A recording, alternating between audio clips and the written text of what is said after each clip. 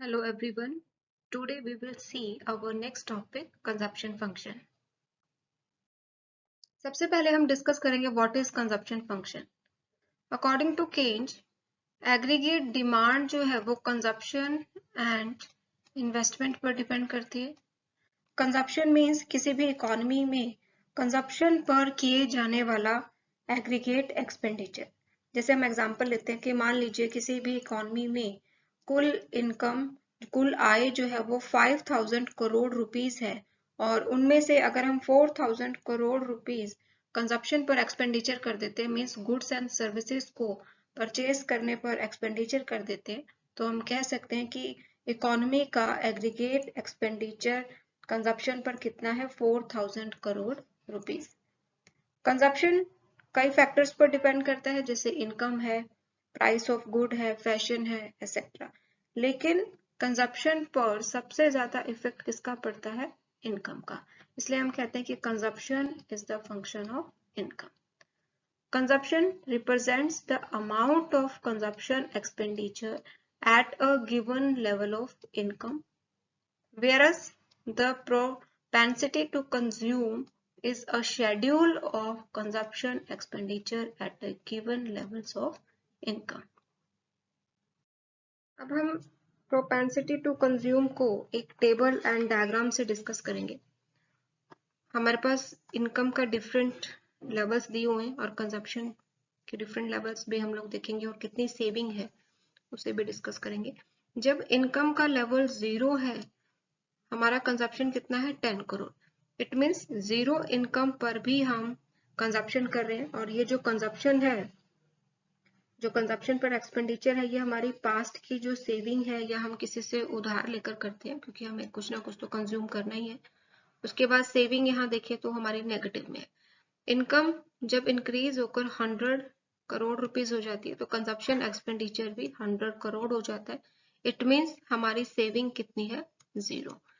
इसके बाद जैसे जैसे हमारी इनकम बढ़ती है 200, 300, 400, 500 करोड़, हमारा कंजप्शन भी बढ़ता है एंड हमारी सेविंग भी बढ़ती है. लेकिन अगर हम कंजप्शन एंड इनकम यहाँ पर दोनों का कंपैरिजन करें तो हम देखेंगे कि इनकम बढ़ने पर हमारा कंजप्शन भी बढ़ता है, लेकिन कंजप्शन में होने वाला जो इंक्रीज है वो इनकम में होने वाले इंक्रीज के कंपैरेटिवली कम है. यहाँ पर डायग्राम में भी हम इसी टेबल को अगेन डिस्कस करेंगे. ओ एक्स एक्सिस पर हमने इनकम लिया एंड ओ वाई एक्सिस पर consumption and saving. Aggregate supply curve 45 degree का. It shows the equity between income and consumption expenditure. CC curve represent consumption curve and SS curve represent saving curve. जो consumption curve है वो origin से start ना होकर यहाँ से start हो रहा है. इट मीन्स इनकम के 0 होने पर, यानी कि इनकम का लेवल जब 0 है तब हम कितना कंजप्शन कर रहे हैं, OC. ये जो अभी हमने टेबल में भी डिस्कस किया कि इनकम जब 0 है तो हमारा कितना कंजप्शन है, 10 करोड़. इसी को हम ऑटोनोमस कंजप्शन भी कहते हैं. सीसी कर्व की जो स्लोप है वो कांस्टेंट है. It means propensity to consume जो है वो कांस्टेंट है. और ये जो सी से कर्व की जो स्लोप है ये ऊपर नीचे से ऊपर की ओर जा रही है. इट मींस कि इनकम बढ़ने पर हमारा कंजप्शन भी बढ़ रहा है. अगर P पॉइंट से पहले अगर हम यहाँ देखें ये वाला पोर्शन कंजप्शन कर्व का, तो ये जो कंजप्शन कर्व का जो पोर्शन है वो एग्रीगेट सप्लाई से ऊपर है. इट मींस ये क्या शो करता है कि जो कंजप्शन का जो हम एक्सपेंडिचर कर रहे हैं कंजप्शन पर वो इनकम के कंपैरेटिवली ज्यादा है. इस P पॉइंट पर हमारा जो इनकम एंड जो कंजप्शन है वो इक्वल है. ये सेम जो हमने यहाँ डिस्कस किया. P पॉइंट पर जितना हमारा कंजप्शन है उतनी ही हमारी इनकम भी है, या जितनी इनकम है उतना ही हमारा कंजप्शन है. तो इट मीन्स यहाँ पर सेविंग क्या होगी, 0. अगर इसके बाद देखें यहाँ P से C ये जो कंजप्शन कर्व, अब ये वाला जो पोर्शन है कंजप्शन कर्व का PC वाला, ये एग्रीगेट सप्लाई कर्व के नीचे है। इट मीन्स अब हमारा जो कंजप्शन है वो इनकम के कंपैरेटिवली कम है, यानी कि जितनी हमारी इनकम बढ़ रही है कंजप्शन उतना इंक्रीज नहीं हो रहा है, इंक्रीज हो रहा है, बट इनकम के कंपैरेटिवली कम इंक्रीज हो रहा है। इसीलिए हमारी सेविंग जो है, ये देखो ये पॉजिटिव स्लो कर कि हमारी जो सेविंग है वो क्या हो गई है, धनात्मक, यानी कि MS वाला जो पोर्शन है ये पॉजिटिव सेविंग को रिप्रेजेंट करता है। और यहाँ पर जो भी हमने डिस्कस किया था ये वाला पोर्शन CP वाला, जहाँ पर कंजप्शन एक्सपेंडिचर इनकम के कंपैरेटिवली ज्यादा है, तो यहाँ पर हमारी सेविंग क्या है, नेगेटिव ही SM वाले पोर्शन से रिप्रेजेंट हो रहा है। नेक्स्ट आता है हमारा फीचर्स और characteristics of propensity to consume. First feature is psychological concept. जो हमारी कंजप्शन है वो एक साइकोलॉजिकल कंसेप्ट है, क्योंकि ये कई सब्जेक्टिव फैक्टर्स पर डिपेंड करते हैं, जैसे टेस्ट है, हैबिट्स है, और ये फैक्टर्स जो हैं वो शॉर्ट रन में कांस्टेंट रहते हैं। इसीलिए शॉर्ट रन में प्रोपेंसिटी टू कंज्यूम भी कांस्टेंट रहती है। इसके बाद नेक्स्ट आता है हमारा अनइक्वल प्रोपेंसिटी टू कंज्यूम।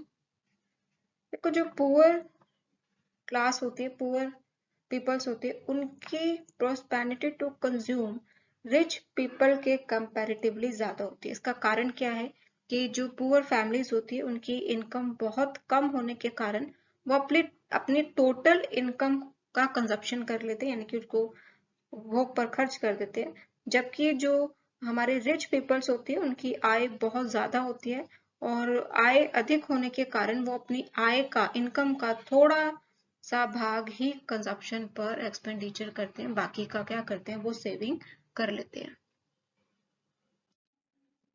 इसके बाद देखो जो हमारी इनकम एंड एम्प्लॉयमेंट है ये भी प्रोपेंसिटी टू कंज्यूम पर डिपेंड करती है।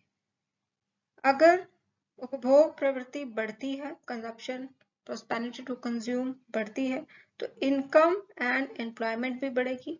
अगर हमारी उपभोग प्रवृत्ति कम होती है तो आय और रोजगार, इनकम एंड एम्प्लॉयमेंट में भी कमी होगी। इसके बाद नेक्स्ट फीचर आती है हमारी consumption in the short run. देखो शॉर्ट रन में जो कंजप्शन एक्सपेंडिचर है वो ऑटोनोमस कंजप्शन एंड MPC पर डिपेंड करता है। ऑटोनोमस कंजप्शन मींस एक मिनिमम एक्सपेंडिचर हम कह सकते हैं, या मिनिमम एक्सपेंडिचर ऑन कंजप्शन से है, जिसको एक व्यक्ति को अवश्य ही करना पड़ता है, चाहे उसकी इनकम जीरो ही क्यों ना हो। तो यहाँ पर C जो है, C represents the consumption expenditure, C0 means autonomous consumption जो भी हमने बात की, small b is MPC and Y represent income। इसके बाद नेक्स्ट आता है लॉन्ग रन कंजप्शन फंक्शन। तो लॉन्ग रन में अगर कंजप्शन की बात करें तो लॉन्ग रन में जो हमारा कंजप्शन है वो किस पर डिपेंड करता है, उपभोग प्रवृत्ति किस पर डिपेंड करती है, MPC पर। ये जो B है वो इट रिप्रेजेंट MPC। इसका कारण क्या है कि लॉन्ग रन में कोई भी व्यक्ति बिना इनकम के खर्च नहीं कर सकता, इसलिए लॉन्ग रन में ऑटोनोमस कंजप्शन नहीं होता। इसलिए हम यहाँ पर इसका सिंपल सा फॉर्मूला लेते हैं, C is equal to BY। C represent the consumption, B is MPC and Y is income. इसके बाद नेक्स्ट आता है काइंड्स और technical attributes of propensity to consume. First is APC average propensity to consume, किसके बराबर होता है, consumption upon में इनकम। MPC मार्जिनल को रिप्रेजेंट करता है, marginal prosperity to consume means change in consumption due to change in income. इसी तरीके से APS average propensity to save किसके इक्वल होता है, सेविंग अपॉन में इनकम के। MPS से मार्जिनल को रिप्रेजेंट करता है, चेंज को रिप्रेजेंट करता है, change in saving due to change in income. अगर रिलेशनशिप की यहाँ बात करें APC एंड एपीएस का, तो जो इनका एडिशन होता है वो किसके इक्वल होता है, 1 के। हमें इनमें से जिसकी भी वैल्यू फाइंड आउट करनी हो, मान लो एपीसी की वैल्यू फाइंड आउट करनी है, तो ये क्या हो जाएगा, 1 माइनस में एपीएस, तो ये फॉर्मूला बन जाएगा इसका। तो इसी तरीके से अगर हमें एपीएस फाइंड आउट करना है तो एपीएस को हम एक साइड रखेंगे और एपीसी को 1 माइनस में एपीसी कर देंगे, दूसरी साइड ले जाएंगे। अगर हम एमपीसी एंड एमपीएस के रिलेशनशिप की बात करें तो इनका जो एडिशन होता है वो भी किसके इक्वल होता है, 1 के। इसके बाद नेक्स्ट आता है हमारा characteristics of MPC. First characteristic is it is always positive, means हमारी जो एमपीसी है वो हमेशा पॉजिटिव होती है। इसका क्या अभिप्राय है कि इनकम के बढ़ने पर जो कंजप्शन एक्सपेंडिचर है वो अवश्य ही बढ़ता है। ऐसा कभी नहीं होता कि हमारी इनकम बढ़ जाए और जो हमारा कंजप्शन एक्सपेंडिचर है वो कम हो जाए। मीन्स अगर हमारी इनकम बढ़ेगी तो हमारा कंजप्शन एक्सपेंडिचर भी बढ़ेगा। Generally it is greater than 0 and less than unity, यानी कि एमपीसी की जो वैल्यू है it is greater than 0 but less than 1। इसका क्या मीनिंग हुआ, जो अभी हमने ऊपर बात की कि जब इनकम बढ़ती है तो कंजप्शन में इंक्रीज जरूर होता है, चाहे वो कुछ ही मात्रा में क्यों ना हुआ हो, लेकिन इनकम में जब इंक्रीज होता है तो उसका सिर्फ एक पार्ट ही हम कंजप्शन पर एक्सपेंडिचर करते हैं, सारी इनकम को हम कंजप्शन पर एक्सपेंडिचर नहीं करते। इसीलिए एमपीसी जो है हमेशा क्या होता है, लेस देन 1 होगा, यानी कि जब हम सारी इनकम को कंजप्शन पर खर्च नहीं करेंगे तो एमपीसी की वैल्यू क्या होगी, लेस देन 1, क्योंकि हम उसमें से जो हमारी इनकम इंक्रीज हुई है उसका कुछ पार्ट जो है वो सेविंग भी करते हैं। इसके बाद नेक्स्ट आता है MPC of the poor class is higher. तो हमने अभी पीछे भी बात की थी कि जो पुअर क्लास होती है, पुअर पीपल होते हैं, उनकी एमपीसी ज्यादा होती है, क्योंकि जैसे ही उनकी इनकम बढ़ती है तो वो अपनी इनकम का अधिकांश भाग जो है वो कंजप्शन पर खर्च कर देते हैं as compare to rich people. इसीलिए जो हमारी अंडर डेवलप्ड कंट्रीज होती है उनकी एमपीसी डेवलप्ड कंट्री की एमपीसी के कंपैरेटिवली ज्यादा होती है। फिर नेक्स्ट आता है constant MPC in the long run. देखो इसका क्या मतलब है कि लॉन्ग रन में एमपीसी जो है वो कांस्टेंट रहती है, मींस कि इन लॉन्ग रन में इनकम में चेंज होने पर कंजप्शन में भी उसी अनुपात में परिवर्तन होता है जिस अनुपात में इनकम में परिवर्तन होगा, इसीलिए हम कहते हैं कि MPC is constant in the long run. Following MPC in the short run. देखो शॉर्ट रन में एमपीसी जो है इनकम के बढ़ने के साथ साथ कम होते चली जाती है, मींस शॉर्ट रन में अगर इनकम में जिस भी रेशियो में इंक्रीज होता है कंजप्शन एक्सपेंडिचर में उससे कम रेशियो में इंक्रीज होगा, ये शॉर्ट रन में हम लोग बात कर रहे हैं। MPC can be greater than unity in abnormal condition, ये बेसिकली जो वेरी पुअर पीपल्स होते हैं उन पर अप्लाई होता है कि जिनकी जो इनकम होती है वो बहुत कम होती है लेकिन उनका एक्सपेंडिचर उनकी इनकम से बहुत ज्यादा होता है, तो ऐसी कंडीशन में एमपीसी जो है वो ग्रेटर देन 1 होगा। तो ऐसे कंडीशन में जो वेरी पुअर पीपल्स होते हैं उन्हें अपने कंजप्शन को पूरा करने के लिए कर्ज जो है लेने पड़ते हैं, लोन लेना पड़ता है। तो इसके बाद हम डिस्कस करेंगे कि जब हमारी इनकम इंक्रीज होती है तो एमपीसी क्यों कम हो जाती है। तो बेसिकली यहाँ पर 3 और 4 रीजन है, जैसे fulfilment of basic and important wants, no change in habits in the short run, consumption expenditure and level of income and uncertainty of future. तो वन बाय वन हम इसे डिस्कस करेंगे। पहला देखते हैं fulfilment of basic and important wants.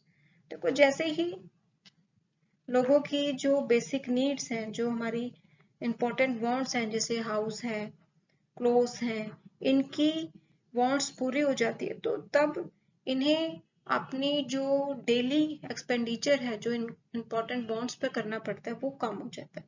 तो जैसे ही इनकी इनकम बढ़ती है तो वो कंजप्शन एक्सपेंडिचर यानी कि अपने बेसिक नीड्स पर इनका जो कंजप्शन एक्सपेंडिचर है वो कम हो जाता है और इसका लार्ज पार्ट जो है वो सेव करना स्टार्ट कर देते हैं।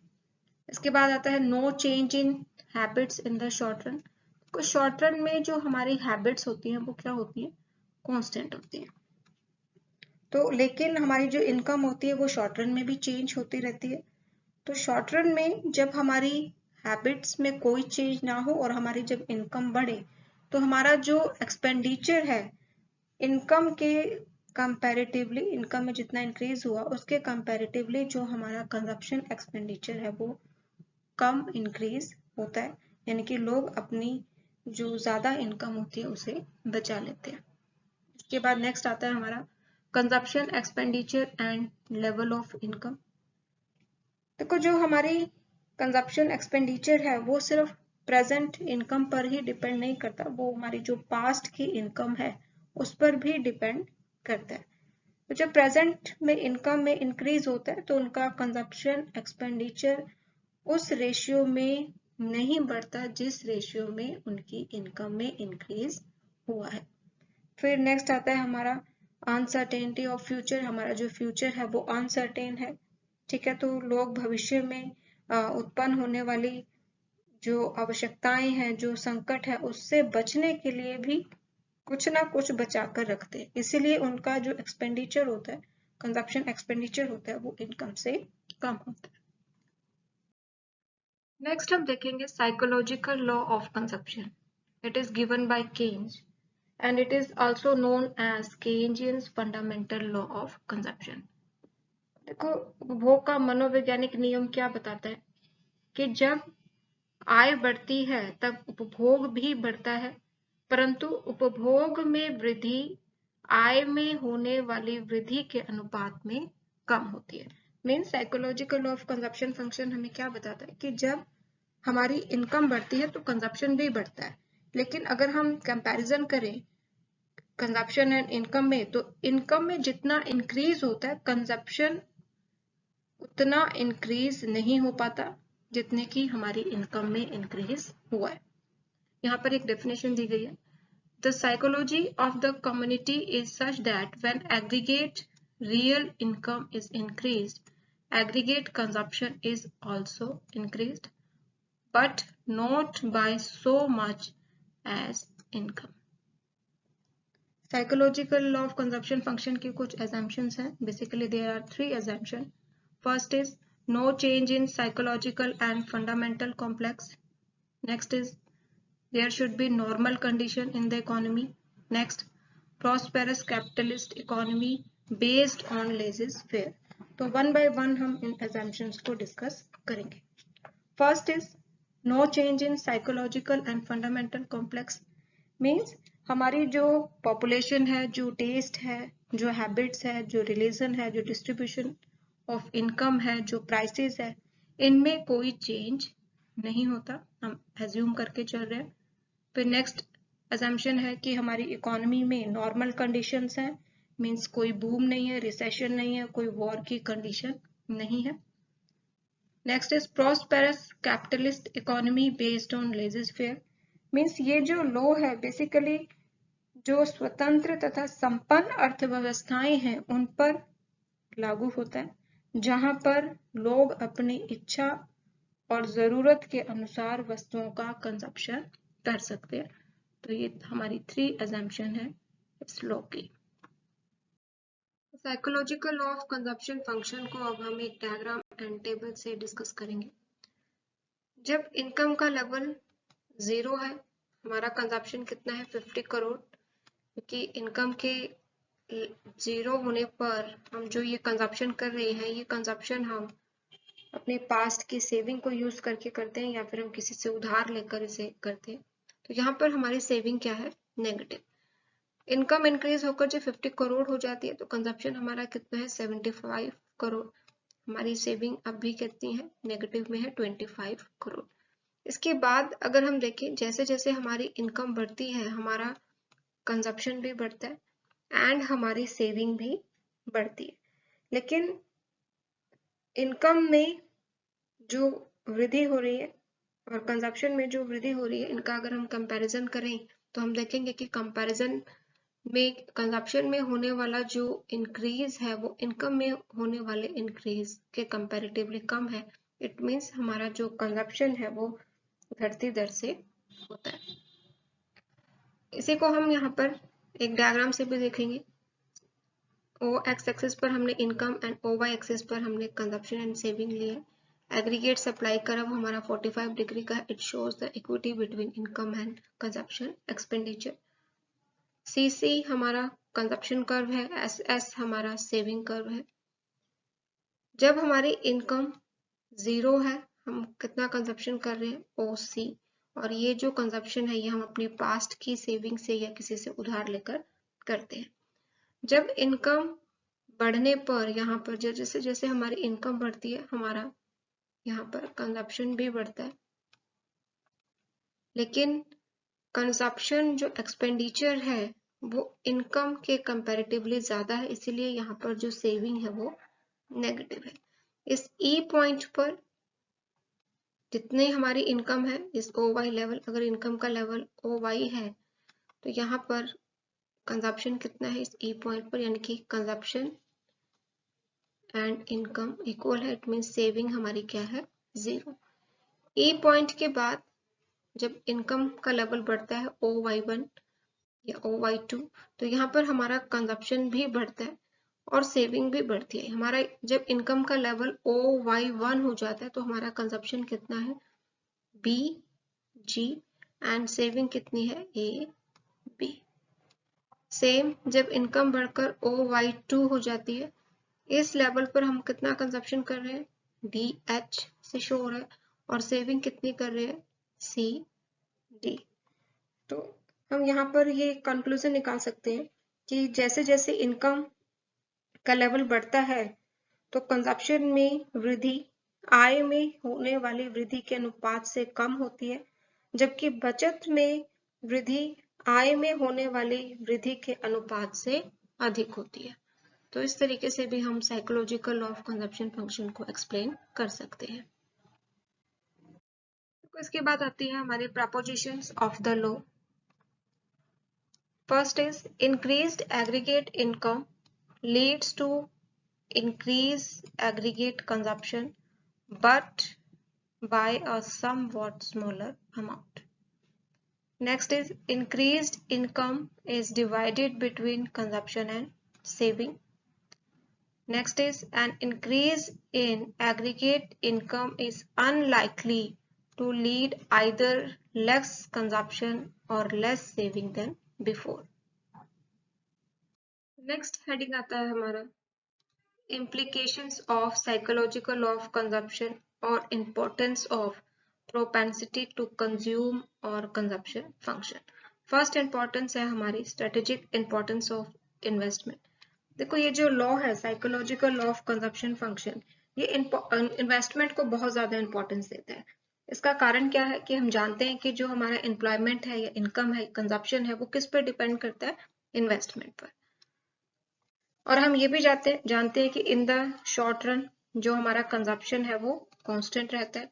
इट मींस एम्प्लॉयमेंट को बढ़ाने के लिए ये आवश्यक हो जाता है कि हम निवेश को भी बढ़ाएं, इन्वेस्टमेंट को भी बढ़ाएं।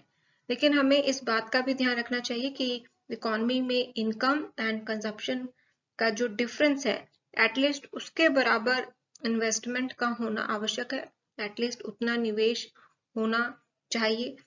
अगर ऐसा नहीं होता तो इकोनॉमी में जो अनएम्प्लॉयमेंट है वो अराइज हो जाती है। नेक्स्ट इंपॉर्टेंस आती है हमारी possibility of journal overproduction and unemployment. देखो अभी हमने इस लॉ में डिस्कस किया according to psychological of consumption function कि इनकम के बढ़ने पर कंजप्शन उपभोग व्यय इतना नहीं बढ़ता जितने की आय बढ़ती है। इट मीन्स हमारी कुछ गुड्स ऐसी होती हैं जिनका कोई भी बायर नहीं होता।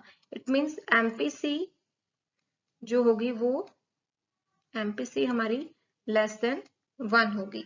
इट मीन्स जितना उत्पादन होता है इकोनॉमी में वह सब खरीदा नहीं जाता। तो ऐसे अगर जितना हमने प्रोडक्शन किया अगर वो सारा की सारा सेल नहीं होता तो इट मीन्स इकोनॉमी में ओवर प्रोडक्शन की जो स्टेज है वो अराइज हो जाती है। ओवर प्रोडक्शन के कारण अनएम्प्लॉयमेंट जो है देखने को मिलता है। इसके बाद नेक्स्ट इंपॉर्टेंस आती है हमारी refutation of Say's laws of market. देखो ये जो लॉ है वो से के नियम का भी खंडन करता है। According to Say's law of market, supply creates its own demand. मतलब कि इकोनॉमी में जितनी सप्लाई है उतनी ही डिमांड है। इट मीन्स ये एमपीसी हमारी क्या है, इक्वल टू 1।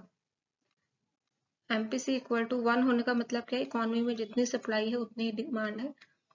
लेकिन according to psychological law of consumption function, हमारी जो एमपीसी होती है वो क्या होती है, लेस देन 1 होती है। इट मीन्स कि जितनी इनकम में इंक्रीज हुआ उतना कंजप्शन एक्सपेंडिचर नहीं बढ़ता। इट मीन्स ये जरूरी नहीं है कि हमारी एग्रीगेट डिमांड और एग्रीगेट सप्लाई एक दूसरे के इक्वल हो। फिर नेक्स्ट आता है हमारा decline in marginal efficiency of capital. देखो ये लॉ जो है वो मार्जिनल एफिशिएंसी ऑफ कैपिटल क्यों डिक्लाइन हो जाती है, क्यों कम हो जाती है, उसको एक्सप्लेन करने में भी हमारी हेल्प करता है।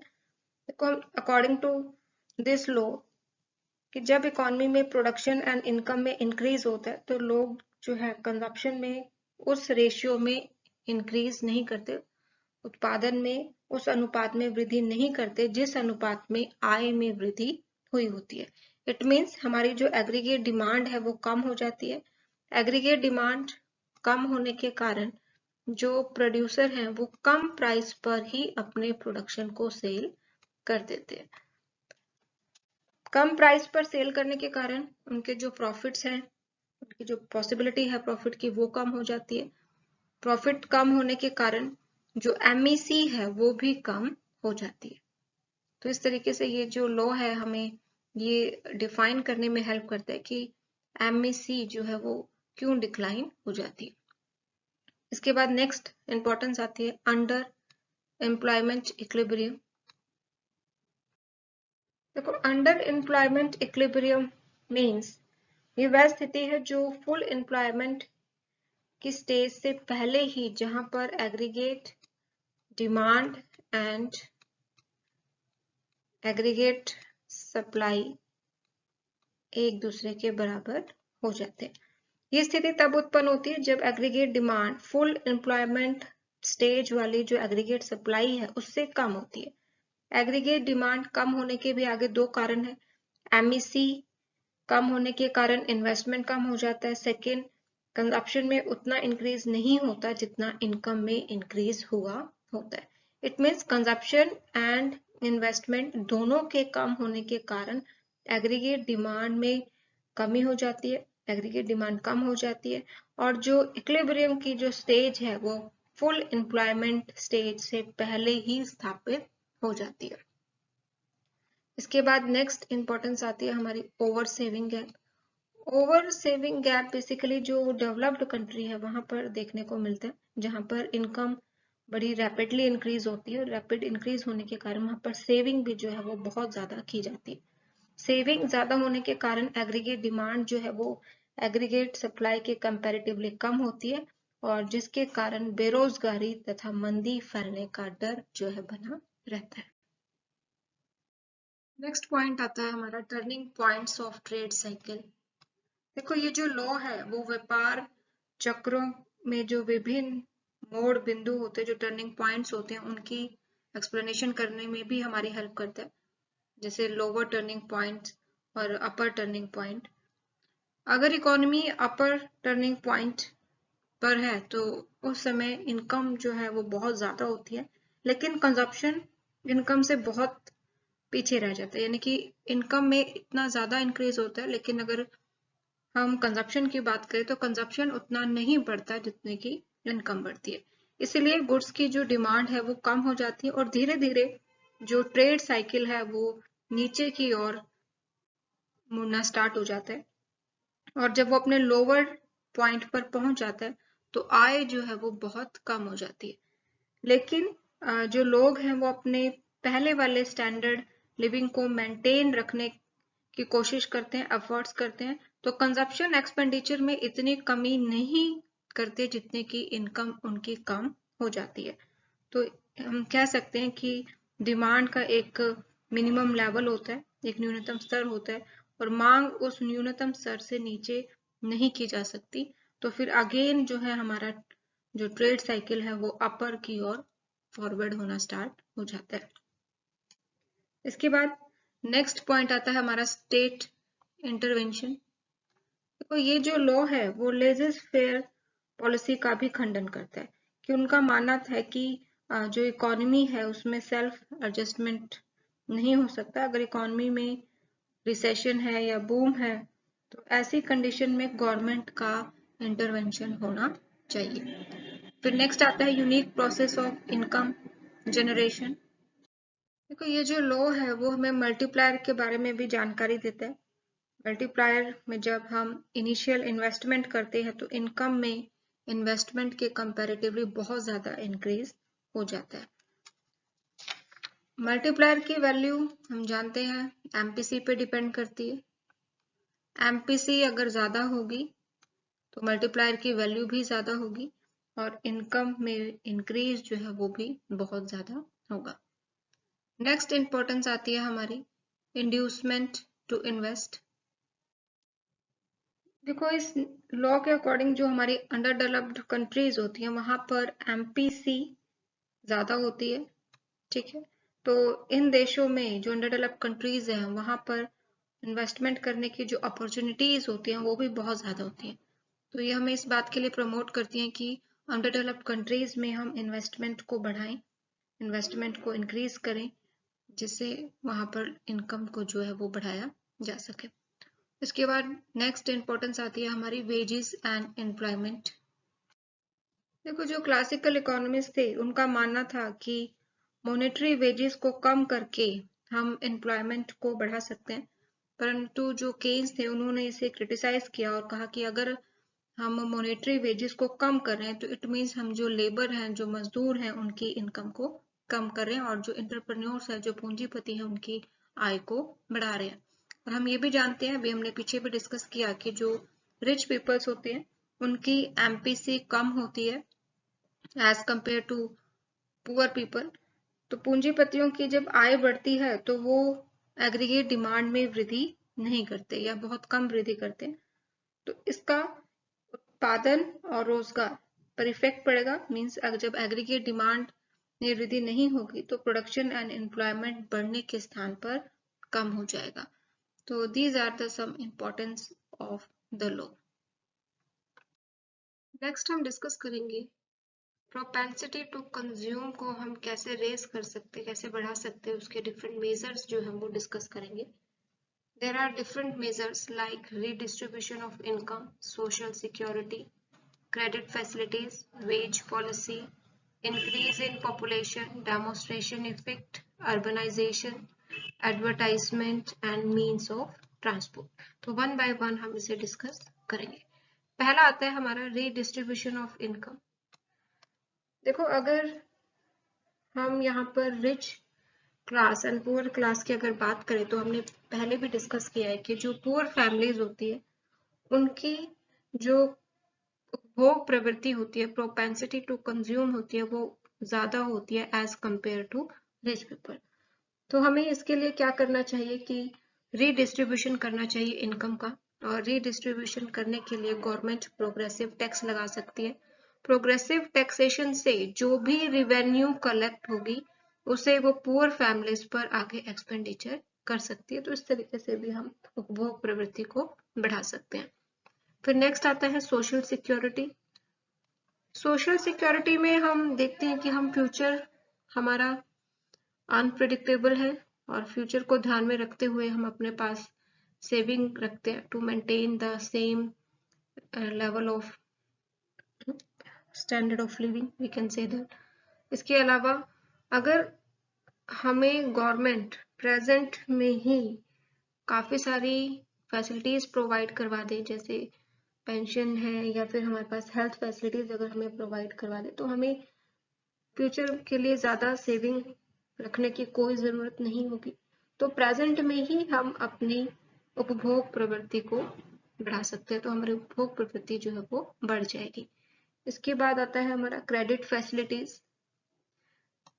अगर हमें क्रेडिट फैसिलिटीज इजीली अवेलेबल हो जाती है तो इजीली अवेलेबल होने पर लोग जो है वो अधिक मात्रा में जो ड्यूरेबल गुड्स है जैसे कार है, टेलीविजन है, इनको खरीद सकेंगे। तो ये भी हमारी उपभोग प्रवृत्ति को बढ़ाने में हेल्पफुल होते हैं। इसके बाद नेक्स्ट आता है हमारा वेज पॉलिसी। उपभोग प्रवृत्ति बढ़ाने के लिए जो वेज पॉलिसी है, जो मजदूरी नीति का भी उपयोग किया जा सकता है। और इसके संबंध में दो व्यूज हैं, दो दृष्टिकोण है हमारे पास, एक शॉर्ट रन है और दूसरा लॉन्ग रन से।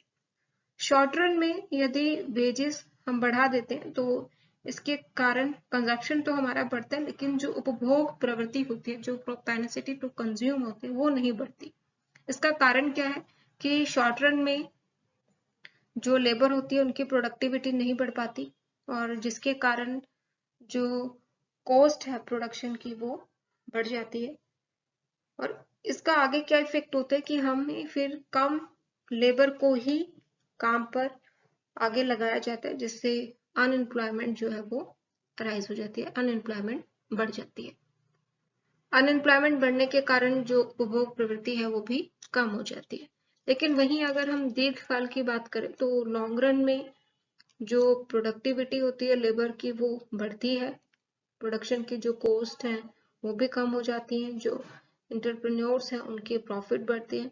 इसीलिए प्रोडक्शन एंड एम्प्लॉयमेंट कम नहीं होते और यहाँ पर जो उपभोग प्रवृत्ति है वो बढ़ती है। तो इसलिए दीर्घकाल में इस तरीके की मजदूरी नीति अपनाई जानी चाहिए जिससे कि गैर मजदूर वर्ग की आय मजदूर वर्ग में हस्तांतरण होने लगे। इसके लिए सिंपली जो सरकार है वो प्रगतिशील कर, प्रोग्रेसिव टैक्स लगा सकती है। फिर नेक्स्ट आता है हमारा इंक्रीज इन पॉपुलेशन। तो जब पॉपुलेशन बढ़ती है, जब जनसंख्या बढ़ती है तो नेचुरल है वो अपनी नीड को पूरा करने के लिए एग्रीगेट डिमांड को बढ़ाते। सिंपली पॉपुलेशन बढ़ने से गुड्स एंड सर्विसेज की डिमांड बढ़ेगी, इसीलिए जो उपभोग प्रवृत्ति भी बढ़ेगी। नेक्स्ट आता है demonstration effect. Demonstration effect Hindi में प्रदर्शन प्रभाव कहते हैं। डेमोन्स्ट्रेशन इफेक्ट मीन कि जब हम किसी अनदर पर्सन को किसी गुड का कंजप्शन करते हुए देखते हैं तो हम भी उससे इफेक्ट हो जाते हैं, इफेक्टेड होते हैं और सेम गुड का कंजप्शन करना चाहते हैं। तो यहाँ पर डेमोन्स्ट्रेशन इफेक्ट जो है वो पुअर फैमिलीज में ज्यादा देखने को मिलता है कि जो पुअर फैमिलीज होती हैं वो रिच पीपल्स को जिन भी गुड्स का कंजप्शन करते हुए देखते हैं वो भी सेम उसी प्रकार की वस्तुओं का प्रयोग करने लगते हैं। तो इस प्रकार से उनका जो एक्सपेंडिचर है गुड्स एंड सर्विसेज पर वो बढ़ जाता है। तो ये भी उपभोग प्रवृत्ति को बढ़ाने में सहायक है। नेक्स्ट आता है अर्बनाइजेशन। यहाँ पर अगर हम रूरल सेक्टर और अर्बन सेक्टर की बात करें तो ग्रामीण क्षेत्रों में जो उपभोग प्रवृत्ति कम होती है as compare to urban sector, क्योंकि अर्बन सेक्टर्स में हमें बहुत सारी एंटरटेनमेंट के जो सोर्सेज हैं वो अवेलेबल होते हैं जो हमें ग्रामीण क्षेत्र में नहीं मिल पाते। इसके बाद नेक्स्ट आता है एडवर्टाइजमेंट। एडवर्टाइजमेंट देखो, हम जानते हैं कि जब हम बार बार किसी गुड का एडवर्टाइजमेंट देखते हैं तो वो कहीं ना कहीं हमें इफेक्ट डालता है हमारे ऊपर और हम भी उस गुड को जो है वो कंज्यूम करना स्टार्ट कर देते हैं। एडवर्टाइजमेंट से हमें नई नई जो गुड्स हैं उनके बारे में भी जानकारी मिलती है और उन्हें खरीदने के लिए हम तत्पर भी हो जाते हैं। तो ये भी हमारी उपभोग प्रवृत्ति पर एक पॉजिटिव इम्पैक्ट जो है डालता है, यानी कि प्रोपेंसिटी टू कंज्यूम पर ये पॉजिटिव इम्पैक्ट डालता है। फिर नेक्स्ट आता है मीन्स ऑफ ट्रांसपोर्ट। यदि यातायात के साधनों का विकास हो जाए, यानी कि जो हमारा ट्रांसपोर्ट है वो प्रॉपरली डेवलप्ड हो जाए, तो इससे हमें एक फायदा तो ये होगा कि हम गुड्स एंड सर्विसेज को एक स्थान से दूसरे स्थान पर बड़ी इजीली अवेलेबल करवा सकते हैं। और जब हमें गुड्स एंड सर्विसेज बड़ी इजीली अवेलेबल हो जाएंगे तो उनकी प्राइस जो है वो नहीं बढ़ पाएंगे। तो यानी कि गुड्स एंड सर्विसेज की प्राइस जो है वो कम रहेंगी और प्राइसेस कम होना भी हमारी उपभोग प्रवृत्ति को बढ़ाने में सहायक होता है। तो these are the some measures to raise the propensity to consume.